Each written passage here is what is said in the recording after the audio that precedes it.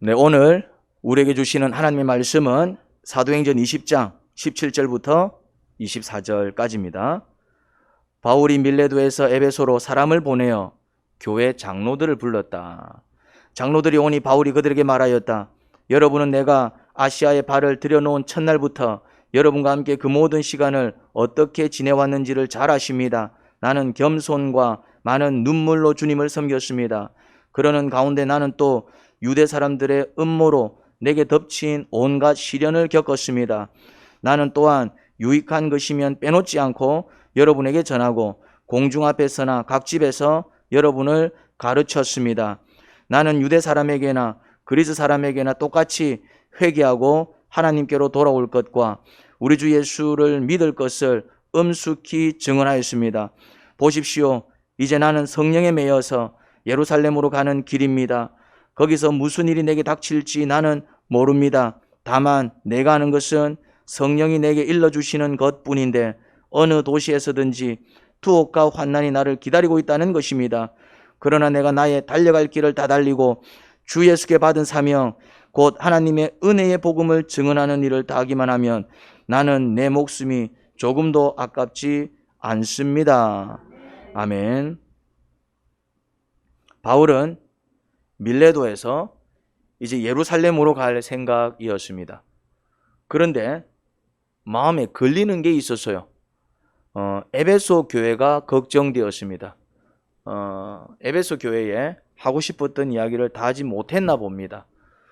뭔가 이렇게 아쉬움이 남아요. 그런데 에베소 교회로 다시 갈 수 없었습니다. 왜냐하면 절기에 맞춰 예루살렘에 가자니 서둘러야 했습니다.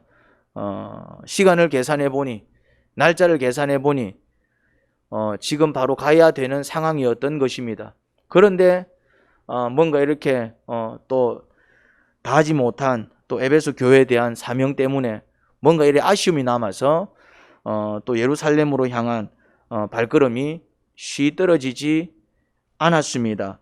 그래서 취한 방법이 에베소 교회 전체를 만나는 것은 힘들 것 같고 그렇게 하면은 너무 또 시간 소요가 클 것 같아서 에베소 교회를 대표하던 장로들을 그 밀레도로 불렀습니다.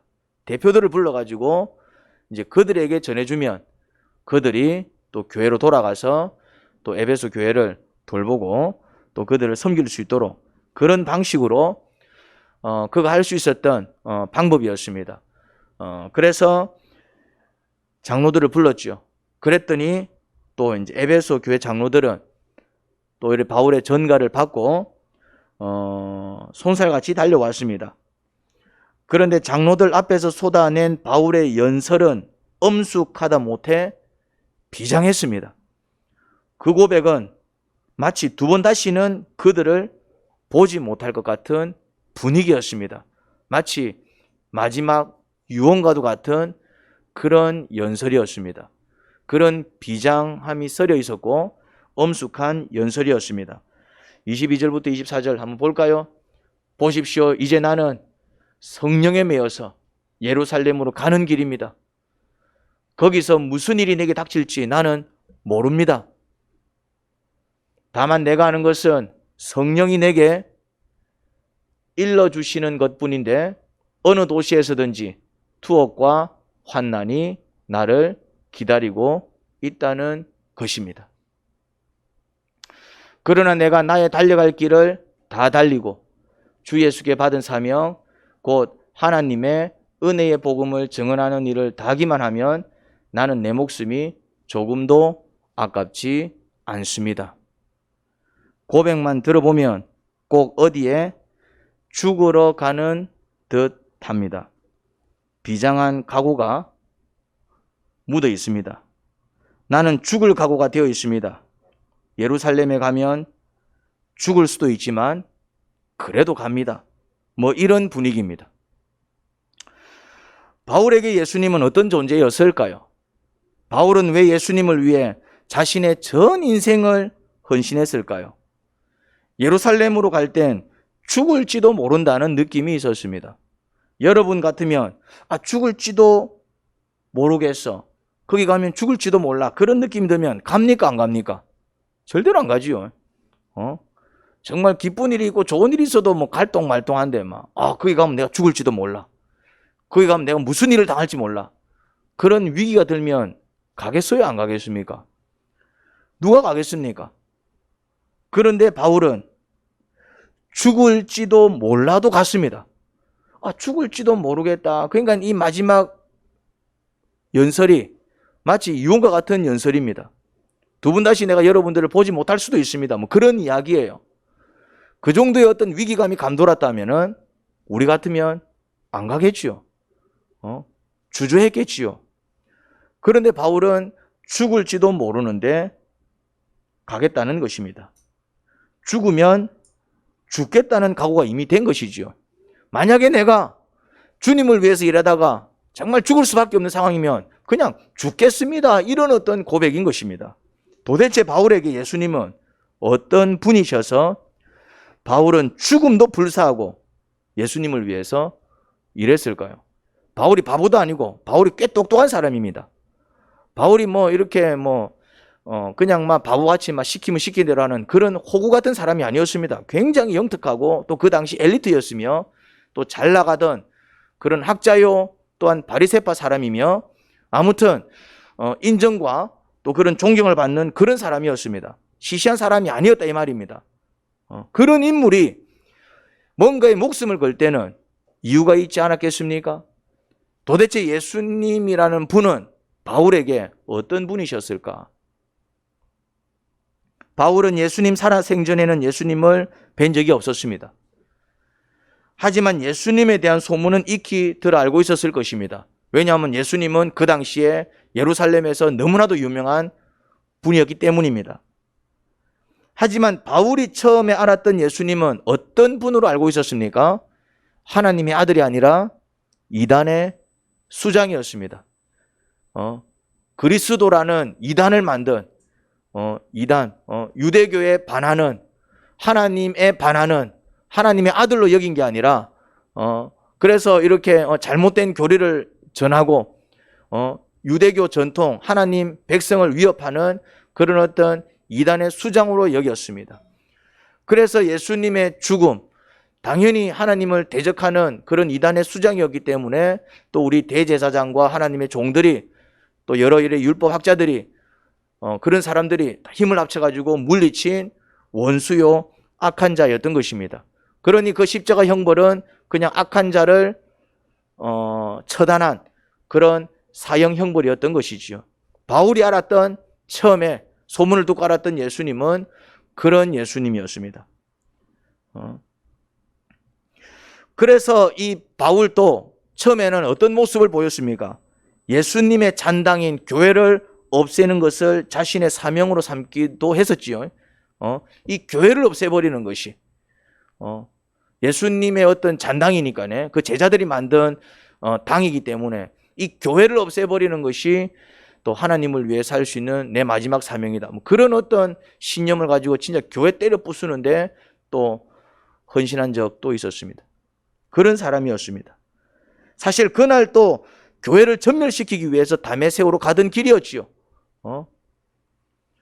다메섹에 거의 도달했을 때 충격적인 사건을 경험했습니다. 기억납니까? 바로 그 길에서 누구를 만납니까? 부활하신 예수님을 만났습니다. 빛이 쫙 비치면서 놀래가지고 바울아 누굽니까? 누구세요? 이제 놀래가지고 빛은 쫙 비치지. 보니까 막 옆에서도 막 다 난리야. 그런데 다들 빛은 봤는데 목소리는 바울만 들었던 것입니다. 다른 사람들은 소리는 듣지 못하고 그냥 빛에, 그런데 바울은 그 빛 속에서 목소리를 들었던 것입니다. 바울아. 그러니까 놀래서 자기를 부르니까 뭐지? 누구세요? 이래 봤는데 앞에 이제 막 눈은 비치니까 막 크게 뜨지는 못하고 이래 봤는데 앞에 이제 뭐가 있습니까? 뭐가 이래 사람 같은 분이 서 있는데 뭔가 그분은 더 이제 빛나는 거예요. 그분의 몸에서 나온 빛이야 이제 이게. 저분 누구야? 와, 이거는 마치 무슨 하나님의 영광 같아. 막 하나님의 광채 같아. 하나님이 아니고서 이런 빛을 낼 수 있을까? 막 그런 생각을 하고 있는데 바울아, 바울아, 하나님인가? 내가 이제 하나님을 위해서 다메섹에 이 중요한 사명을 감당하러 가니까 하나님이 나를 격려해 주시러 오셨나? 나를 칭찬해 주러 오셨나? 야, 나에게 상급을 주러 오셨나? 나에게 능력 주러 오셨나? 누구세요? 누구세요? 물어볼 때 그 목소리는 뭐라고 얘기합니까? 나는 네가 핍박하는 예수다. 충격을 받았습니다. 바울은 예수님을 어떻게 알고 있었습니까? 이단의 우두머리를 알고 있었단 말이에요, 이제. 그런데 지금 자기가 이분 마치 하나님처럼 느껴지는데, 하나님처럼 느껴지던 그분이 누구라고 얘기합니까? 나는 네가 핍박하는 예수다.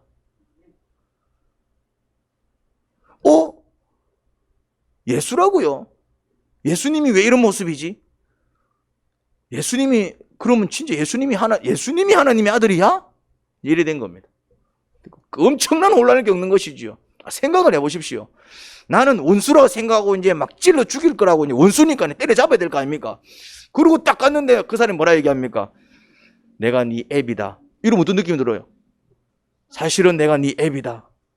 내가 그 사람 칼로 푹 찔렀는데, 이 원수는 푹 찔렀는데, 누굽니까? 사실은 내가 네 애비야. 니를 보낸 자는 나를 죽이기를 원했던 나의 원수, 그러니까 너의 원수이기도 하지. 그러면은 어떤 느낌이 듭니까? 엄청난 충격 아닙니까? 바울은 누구를 위해서 지금 일하고 있습니까? 하나님을 위해서. 하나님을 위해서 일하는데 지금 찔러 죽이려고 하는 사람이 누굽니까? 예수님이 누구냐고. 그러니까 하나님의 아들, 원수인 줄 알고, 하나님의 원수인 줄 알고 찔러 죽이려고 했는데, 없애려고 했는데, 지금 그분이 나타나서 내가 하나님이야. 내가 하나님의 아들이야. 니를 보낸 자들이 니를 속인 거야. 그들이 오히려 나를 대적하고 있지. 교회는 내가 세운 교회야. 나를 위해서 세운 교회야. 막 바울은 이제 막 혼란스러운 거예요. 이게 누구 말이 맞냐, 이거 누구 말이 맞냐고 이제 혼란스러운 겁니다. 이제 예수님이 정말 하나님의 아들이야? 그럼 내가 지금까지 일한 게 뭐지? 이제 지금 자기는 이제 충격과 혼란에 빠진 것입니다. 막 꼬리에 꼬리를 물기 시작합니다. 질문들이. 하나님의 아들이 어떻게 극악무도한 제수처럼 십자가 처형을 당하셨을까? 그러면 좋아, 예수님이 하나님의 아들이라 치자. 근데 왜 십자가 처형을 당했냐 이 말이에요. 십자가 처형. 십자가 처형은 죄수들이 당하는 것인데, 십자가는 사형 형벌 중에서 형벌입니다. 극악무도한 죄인들이 당하는 형벌이에요. 그럼 좋아, 하나님의 아들이 존경을 받고 왕으로서 대우를 받아야 되는데 왜 하나님의 아들이 그러면 그런 극악무도한 죄인들이나 받는 십자가 사형을 받은 것일까? 이해가 안 되는 것입니다. 그리고 정말 예수님이 하나님의 아들이었다면 당신의 백성에게 불법적인 대우를 받으시는데 왜 가만히 계셨을까? 이해가 안 되잖아요. 그리고 예수님도 하나님의 아들이시라면 신적 능력이 있었을 텐데 어찌 아무런 말 없이 십자가 처형을 달게 받으셨을까? 정말 하나님의 아들이 맞아? 근데 자기가 딱 봤던 그 예수님은 어떤 분이셨습니까? 정말 그 모습이 하나님이셨다 이 말입니다. 온몸에서 빛이 나지요. 그리고 그 모습이 누가 봐도 하나님이야. 그럼 내가 잘못 봤나? 내가 잘못 본 게 아니라면 왜 예수님은 하나님의 아들이시면서 그런 대우를 받으셨을까? 이제 이해가 안 됐던 것입니다. 그러면서 이제 깨달음이 오기 시작합니다. 계시가 오기 시작합니다. 기도했겠지요. 주님, 이거 뭡니까? 하나님, 이걸 내가 어떻게 이해됩니까? 그때 깨닫게 된 사실이 있었을 겁니다. 예수님이 정말 하나님의 아들이신데 말없이 그런 형벌을 당했다면 예수님은 자기 죄 때문에 그런 형벌을 당한 게 아니라 누군가를 구원하고 싶어서 대신 그 형벌을 당하셨구나. 그렇게밖에 결론이 맺어지지 않습니다. 예수님이 죄를 지었을 리는 없을 거고, 그렇다면 예수님이 그런 끔찍한 일을 당했다면 누군가를, 그런 끔찍한 일을 당해야 될 누군가를 구원하기 위해서 대신 그 일을 당하셨구나. 그런 결론밖에 낼 수가 없었던 것입니다. 그리고 또 그 예수님이, 자기 눈앞에 계시는 예수님이 정말 부활하신 예수님이라면 그 예수님은 십자가로 그 형벌을 당하고 죽은 다음에 정말 며칠 만에 부활한 게 사실이란 얘기입니다. 거짓말인 줄 알았는데 거짓 교리인 줄 알았는데, 그럼 예수님은 정말 죽었다가 다시 살아나셨네. 어차피 며칠 뒤에 다시 부활하실 거라면 왜 죽었지? 바울의 머리는 엄청 복잡했을 것입니다. 그때 깨달은 사실이 예수님은 자신의 죄악 때문에 죽은 게 아니라 누군가를 구원하시기 위해 대신 죽으신 것을 알게 되었습니다. 그렇게밖에 결론을 내릴 수밖에 없었습니다. 다른 사람의 죄값을 대신 치르셨다는 사실을 깨닫게 되었습니다. 그 사람이 누굴까? 그러면 이제 그 다음부터 드는 질문이 그거예요. 그러면 그 사람이 누굴까? 그 사람이 도대체 예수님은 얼마나 그를 사랑했길래 그를 구원하겠다고 그런 끔찍한 벌을 받아 마땅한 자를 대신해서 그런 끔찍한 형벌을 당하시고 구원한 도대체 그는 누구일까? 예수님은 누구를 위해서? 야, 그 사람 참 좋겠다. 예수님은 누구를 위해서 죽으신 것일까?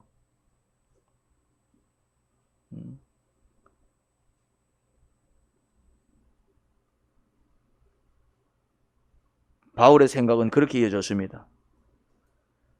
예수님은 누구를 구원하시겠다고 그런 처참한 죽음을 맛보셨을까? 바울은 그 사람을 찾기 시작했습니다. 누굴까? 야, 그 사람 참 좋겠다. 그렇게 예수님의 사랑을 입은 자, 도대체 그가 누굴까? 결국 그 사람을 찾았습니다. 결국 찾았어요. 그 사람이 누구였을까요? 그 사람이 누구였을까요? 바로 자기 자신이었습니다. 바울은 그때까지만 해도 자신이 죄인이라는 사실을 전혀 몰랐습니다. 자기가 죄인이 아니니까 자기를 위해서 죽었을 거라고는 상상도 못한 것입니다. 무슨 말인지 이해가 됩니까? 예수님이 누군가를 대신해서 죽으셨구나. 그 사실은 깨달았지만은 나를 대신해서 죽으셨구나. 그 사실은 깨닫지 못했습니다. 왜요? 자기가 죄인이라는 사실을 몰랐기 때문에. 왜요? 평생을 율법의 가르침에 순종하며 살았습니다. 바울은. 지가 나쁜 짓을 많이 했으면은 아이고 내 때문에 죽었구나 바로 됐을 낀데, 바울은 평생을 어떻게 살았다고요? 율법의 가르침에 순종하며 살았습니다. 어렸을 적부터 누구보다 하나님을 사랑했습니다. 왜 교회를 없애려고 했는데요? 왜 예수 믿는 사람들을 없애려고 했는데요? 누구 때문에? 하나님 때문에. 오해를 해가지고. 그런 열정이 넘치는 사람이었습니다. 하나님을 위해서라면은 막 그렇게 열정적으로 일하는 사람이었어요. 그러면 하나님을 사랑하는 사람일까요? 덜 사랑하는 사람이었을까요? 뜨겁게 사랑하는 사람 아니겠습니까? 유대교라는 전통에 어긋나는 행동은 한 번도 하지 않고 올곧게 살아왔습니다. 자신이 의롭지 않으면 누가 의로울까? 그런 생각으로 평생을 살아왔습니다. 그런데 어느 날 자신의 모습을 보게 되었습니다. 자신의 추한 모습을 발견했어요. 뭘 발견했다고요? 나 또한 추한 자구나. 다른 사람들이 악하다 지적하고 비난하고 불이다 여겨지면 막 흥분을 감추지 않고 내가 아니면 누가 바로잡아 막 그런 생각으로 마치 자신이 정의의 사자라도 되냐. 하지만 그게 얼마나 교만이요 오만인 것을 알게 되었습니다.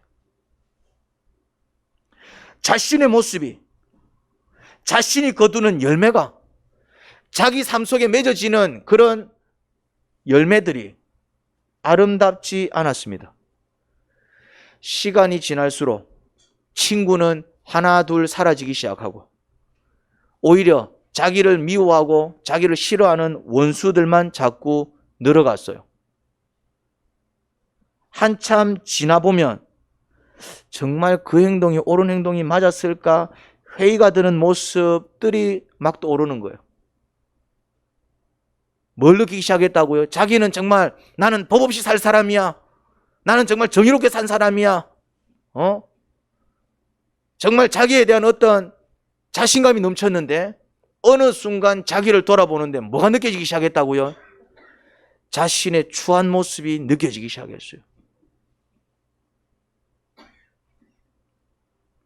급기야 자신의 성품, 기질이 얼마나 모나고 삐뚤어져 있는지 알게 됩니다. 어느 순간 깨달아요.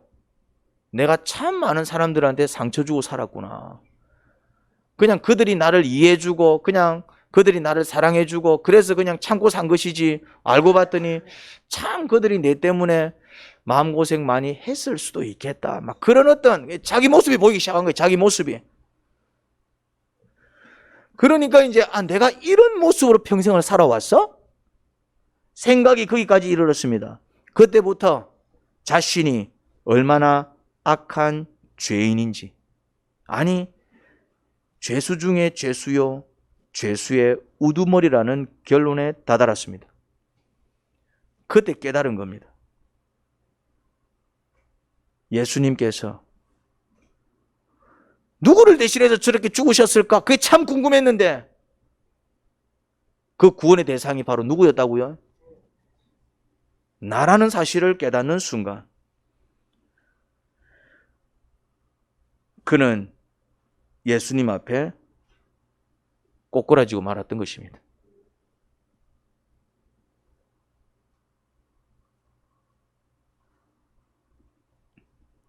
할렐루야. 그 전까지만 해도 예수님은 누구를 위해 그런 처참한 형벌을 당했을까? 그게 늘 궁금했는데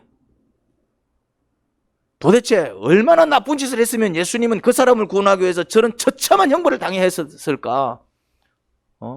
그런데 예수님을 그런 처참한 형벌로 죽게 만든 장본인이 바로 누구였다? 나라는 사실을 깨닫는 순간 예수님 앞에 퍽 꼬꾸라진 것입니다. 자기 자신이 죄인이라는 사실을 깨닫지 못하면 예수님을 믿을 수가 없어요. 뭘 믿을 수가 없는데요? 예수님이 나를 대신해서 저렇게 죽으셨구나. 그 사실을 믿기가 어렵습니다. 예수님 좋은 분이라는 사실을 믿을 수 있어요. 예수님이 누군가를 위해서 희생하셨구나. 이거는 믿을 수가 있어요. 예수님이 인류를 구원하기 위해서 저래 피를 흘리셨구나. 이거는 믿을 수가 있어요. 어느 정도 신앙이 생기면은. 그런데 뭐는 못 믿는다? 내가 죄인이라는 사실을 깨닫지 못하면은. 그런데 예수님께서 저런 형벌을 당하신 이유가 내 때문이었구나. 이 믿음은 생기지가 않습니다. 내가 죄인이라는 사실을 깨달을 때. 물론 예수님은 나만을 위해서 죽으신 건 아닙니다. 또 그래 오해하시면 안 돼요. 다른 사람을 위해서 죽으셨겠지만은 내 입장에서는 자신이 그런 끔찍한 죄인이라는 사실을 깨달았을 때 내 입장에서는 어떤 고백이 나온다고요? 주님은 나를 위해서 죽으셨구나. 그 믿음이 터져나올 때, 그 고백이 터져나올 때 받는 게 뭐라고요? 그때 구원받습니다. 누구든지 예수 믿으면 멸망하지 않고 영생을 얻으리로다. 요한복음 3장 16절. 이 말씀이 그런 의미입니다. 예수님 믿으면 구원받아요. 예수님 믿으면 구원받아요.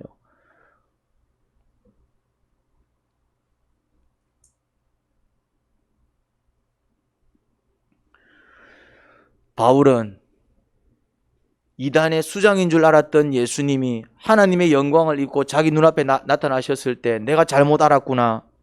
이분은 이단의 괴수가 아니라 뭐라고요? 하나님이셨구나. 하나님의 아들이셨구나. 그 사실을 깨달았을 때 한 번 예수님께 꼬꾸라졌습니다. 그때 한 번 예수님 꼬꾸라졌어요. 그런데 두 번째 언제 꼬꾸라졌다고요? 한 번 더 꼬꾸라집니다. 언제 꼬꾸라졌다고요? 그 예수님이 정말 좋으신 분인데 하나님의 아들이 누군가를 대신해서 죽으셨구나. 근데 그 사람이 누굴까 찾아봤더니 어느 날 깨달았어요. 내 때문이었구나. 그 사실을 깨달을 때 한 번 더 꼬꾸라졌어요. 그렇게 한 번 꼬꾸라지고 두 번 꼬꾸라지고 그 마음에 무슨 생각이 생겼겠습니까? 주님이 나를 위해서 죽으셨다면 그러면 나는 이제 남은 인생 주님을 위해서 살아야 되는 거 아니야? 그러면서 주님의 일을 하기 시작했어요. 그냥 주님의 일을 한 게 아니에요. 열심히 하다 보면은 하나님이 복 주시겠지. 바울은 그런 생각으로 주님의 일을 한 게 아닙니다. 열심히 봉사하다 보면은 지금 조금 힘들어도 좀 이렇게 큰 평수 집 안 주시겠나? 바울은 그런 생각으로 일한 게 아닙니다. 좀 열심히 일하다 보면은 내 몸도 좀 이렇게 낫고, 또 복을 주셔가지고 또 우리 가정의 형편도 좀 나아지고 내 부채도 좀 다 갚아주시고 열심히 주님을 위해서 살면은 좀 내가 이 땅에서 좀 멋있게 좋은 집에서 대구 같은 집에서 살게 하시고 또 주님께서 그런 은혜 안 주실까? 바울은 그런 마음으로 일한 게 아니에요. 바울은 집 안 줘도 좋아요. 집보다 더한 걸 받았는데. 차 안 줘도 좋아요. 빚 안 갚아줘도 좋아요. 뭐 그냥 내 건강 막 이렇게 건강하게 안 만들어줘도 좋아요. 바울이 원한 건 뭐라고요? 이미 내가 주님께 받은 게 얼마나 큰데 더 기대하면 내가 도둑놈이지. 주님께서 나를 위해서 그렇게 죽으셨다면은 나는 그러면은 주님을 위해서 살아야 되는 거 아니야? 그게 바울의 마음이었습니다. 그래서 바울은 드리기 시작했어요. 자기 시간을 드리기 시작했습니다. 바울은 드리기 시작했습니다. 자기 몸을 드리기 시작했습니다. 바울은 드리기 시작했습니다. 오히려 지가 돈 벌어가지고 영혼들을 구원했어요. 돈 벌어갖고 오히려 지가 일해갖고 돈 벌어갖고 그 돈으로 영혼들을 구원하기 시작했어요. 지 가진 재물도 주님께 드려가면서. 나중에는 오늘 본문을 보니까 뭐까지 지금 드릴 생각입니까? 목숨까지도. 그러면 또 예수님 입장에서는 또 어떤 마음이시겠어요? 주님 괜찮아요. 내 거 가지세요. 예수님이 보실 때 바울이 드리는 거는 큰 걸까요? 작은 걸까요? 예수님 보실 때 바울이 아무리 자기 목숨을 드린들 예수님 보실 때 그 목숨이 크면 얼마나 크겠어요? 바울이 뭐 지 가진 것 전부를 드려도 예수님 보실 때 그게 뭐 크면 얼마나 크겠어요? 주님께서 그거 없어서 내놔라 이러시겠습니까? 별것 아니지만은 지 가진 것 최고의 것 가장 소중하게 여기는 것 주님 드릴게요. 주님 보실 때는 별것도 아닙니다. 다 주님이 주신 거야. 그런데도 그 모습 속에서 뭘 느낍니까? 주님을 위해서 아낌없이 드리는 그 모습 속에서 뭘 느낍니까?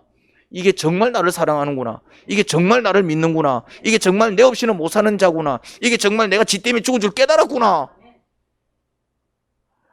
그렇게 주님도 감동을 받으신다 이 말. 주님도. 그래서 그런 자에게 복을 주시는 거예요. 더 복을 주시는 거예요. 이미 복을 주셨지만 또 한 번 더 복을 주시는 거예요. 이미 복을 주셨잖아요. 이미 생명을 주셨고 살려주셨고 새 생명 살게 하셨고 살려주셨고 세운해 주셨잖아요. 이미 주셨다 이 말이. 이미 주셨지만은 주신 것에 감사할 줄 알 때 그게 감사하는 자들이 돼야 돼. 감사는 안 하고 내 맨날 달라 그래. 그럼 주님께 주기 곤란해. 버릇 나빠지니까. 주기 싫어서가 아니라 버릇 나빠지니까. 여러분들도 애들을 키울 때 버릇 나빠질 것 같으면 주고 싶어도 안 주잖아. 버릇 나빠질 것 같아갖고. 애 조진다 이 말입니다. 하나님도 주기 싫어서가 아니라 감사할 줄 모르면 버릇 나빠질까봐, 교만해질까봐 주고 싶어도 못 주는 거예요. 감사하는 자들이 돼야 됩니다. 내 가진 건 내 것임을 아님을 고백해야 됩니다. 주님께서 주셨어요. 감사를 고백하는 자, 그게 헌신을 결단하고 주께서 주셨으니 주님께 돌려드리겠습니다. 그럴 때 주님께서 니는 내가 줘도 교만 떨지는 않겠구나. 내가 복을 줘도 니는 더 잘하겠구나. 그런 안심이 들 때 부어주신다 이 말입니다.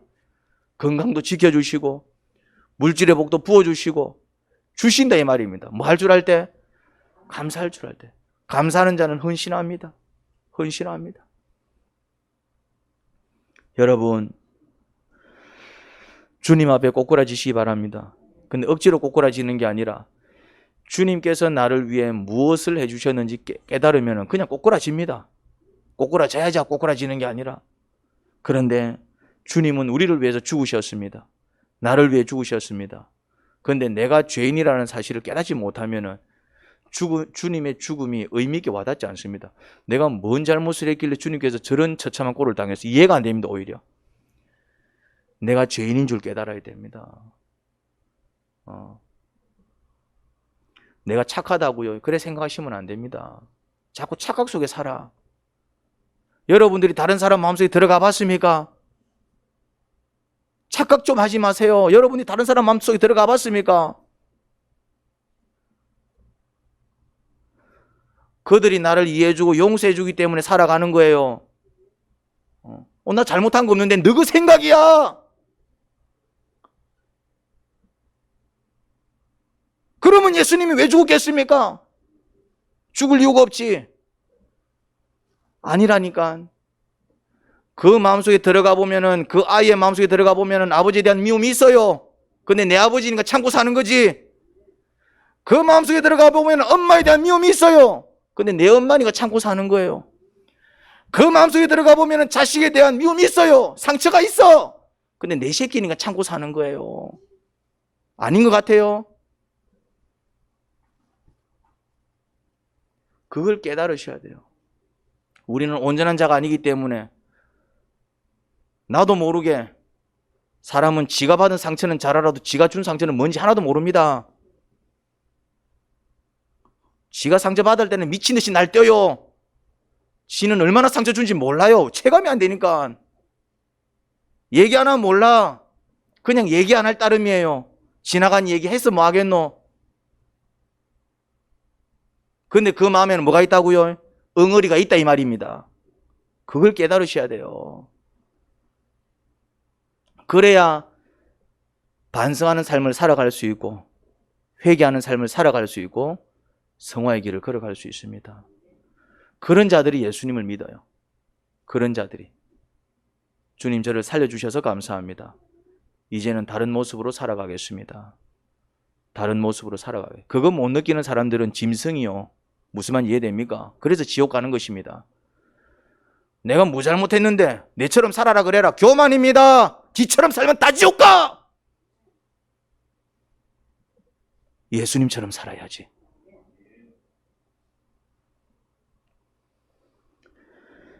예수님은 단지 바울만을 위해서 죽으신 게 아닙니다. 또 누구를 위해서 죽으셨을까요? 저를 위해서도 죽으셨습니다. 저 또한 그런 형벌로 죽을 수밖에 없는 죄인이거든요. 그리고 예수님은 또 누구를 위해서 죽으셨을까요? 한번 묵상해 보시기 바랍니다. 하나님 아버지, 바울은 예수님께서 자기를 위해서 죽으신 줄 깨달았습니다. 저 또한 주님께서 저를 위해 죽으신 줄 깨닫습니다.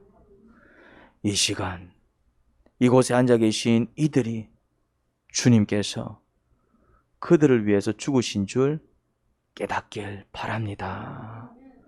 우리의 어리석음을 무너뜨려 주시고 교만을 무너뜨려 주시고 겸손히 나 자신을 살필 수 있는 그런 시간이 되기를 소원합니다. 예수님 이름으로 기도합니다. 아멘.